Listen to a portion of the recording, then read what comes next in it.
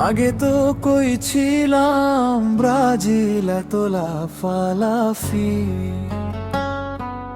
করিও না মুরক্কো সাথে টক্কর দিয়ে তোমরা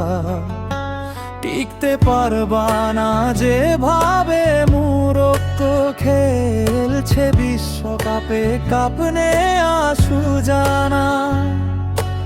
আর্জেন্টিনা সাথে প্রতিদ্বন্দ্বিতা করতে আইসো না ও যাবে ছাড়া ও যাবে একই তোমরা বুঝো না।